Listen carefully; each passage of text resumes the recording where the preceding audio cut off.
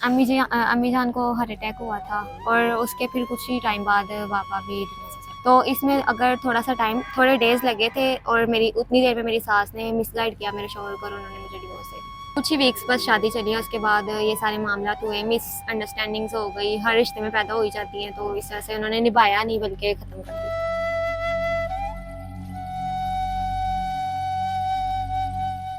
अस्सलाम वालेकुम नाज़रीन, मैं आपका मेज़बान अरसान राजपूत और आप देख रहे हैं अमन पाकिस्तान। आज हमारे साथ ऐसी बहन मौजूद हैं से जिनके माँ बाप नहीं हैं, वो फोत हो गए थे मतलब बचपन में ही। ये उसके बाद अपने चचा के पास जा रही थी। चचा के बाद इन्होंने अपने जो इनके चाचा ने शादी की, मतलब इनके लव मैरिज हुई है। लव मैरिज के बाद इनके साथ ऐसा क्या हुआ कि शादी के 2-3 दिन 1 हफ्ते के बाद ये वापस अपने घर आ गई है, अकेली रहने पर मजबूर हैं। अस्सलाम वालेकुम। वालेकुम अस्सलाम। अच्छा बहन, बताइएगा कि आपके वालिदैन की डेथ किस तरह से हुई थी, वो किस तरह से इस दुनिया से गए? अम्मी जान को हार्ट अटैक हुआ था और उसके फिर कुछ ही टाइम बाद पापा भी दुनिया से चले गए। तो उसके बाद जब माँ बाप, आप टोटल कितने बहन भाई हैं? मैं अकेली बहन। अच्छा, अकेली बहन है, मतलब बचपन में ही आपके दोनों माँ भी और बाप भी इस दुनिया से चले गए हैं। तो उसके बाद किसने पाला, किसने इतना बड़ा किया आपको? चचा जान ने। अच्छा, तो उसके बाद फिर जब आपकी शादी हुई, अरेंज मैरिज चाचा ने की या आपने लव मैरिज की थी? लव मैरिज थी लेकिन चचा जान को एग्री करके फिर शादी की। क्या कि लव मैरिज थी, उसने आपको बाहर लेके जाना था, आपने बताया। तो किस तरह से फिर आप इधर रह गए या आपका शौहर बाहर चला गया, ये क्या मामला बने थे? शादी से कुछ दिन बाद जब वो दोबारा जाने लगे थे वापस, तो उन्होंने मुझे कहा था कि आप भी मेरे साथ जाएंगे, लेकिन मेरे थोड़े इश्यूज आए थे डॉक्यूमेंट्स वगैरह में, पेपर्स में, पासपोर्ट में थोड़ा इशू आ गया था जिसकी वजह से थोड़ा लेट हो गए। और फिर वो चला गया और उन्होंने कहा जब ये इशू सोल्व हो जाएगा, लाइक उस पर वर्किंग चल रही थी, जब ये सोल्व हो जाएगा तब मैं आपको बुला लूँगा।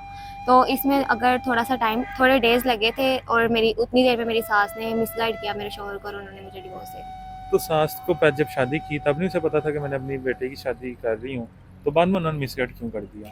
क्योंकि मुझे बाद में पता चला था कि वो अपनी बहन की बेटी के साथ अपने बेटे की शादी कर। मतलब आपकी सास रजामंद नहीं थी शादी के लिए? जी, कह सकते हैं। तो उसके बाद आपने अपने शोहर को समझाया नहीं कि इस तरह से वो गलत गाइड कर रही है, मैं इस तरह से नहीं हूँ? उन्होंने, आपकी सास ने क्या इल्जाम लगाया आप? उन्होंने कहा कि ये किसी और के साथ बात करती है, ये तुम्हारे लिए बेहतर नहीं है, तुम्हें इसका पता नहीं था, ये ऐसी लड़की है, वैसी लड़की है, जैसा कि आपको।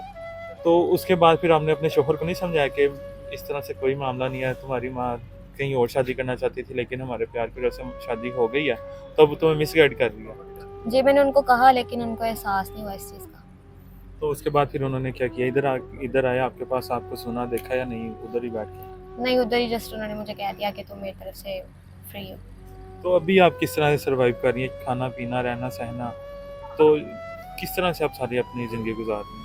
मैं अब किराए पे रह रही हूँ। चचा ने भी यही कह दिया कि मैंने आपकी एक दफ़ा, उन्होंने मतलब अपनी ज़िम्मेदारी को पूरा कर दिया था और उन्होंने कहा कि अब मैं तुम्हारी दोबारा शादी नहीं कर सकता, क्योंकि वो खुद भी एक मतलब मज़दूर हैं, तो वो ज़्यादा मुझे अफ़ोर्ड नहीं कर सकते थे। अच्छा। तो उनके पास नहीं रह रही, जितने मेरे पास कोई पैसे थे अपने पास जमा हो गए या शादी पे जो मेरे पास थे सेविंग वगैरह, वो मैंने इन्वेस्ट करके अपने किराए के घर पे रह रही हूँ। तो अभी चाचा ने भी आपको समझा कि ना कर दिया है कि अपने पास नहीं रख रहे, उसके बाद अभी आप अकेली हैं। शादी को कितना अर्सा गुजरा था कि ये सारे मामला हो गए हैं? कुछ ही वीक्स बस शादी चली है, उसके बाद ये सारे मामलात हुए, मिसअंडरस्टैंडिंग्स हो गई, हर रिश्ते में पैदा हो ही जाती हैं, तो इस तरह से उन्होंने निभाया नहीं बल्कि ख़त्म कर दिया।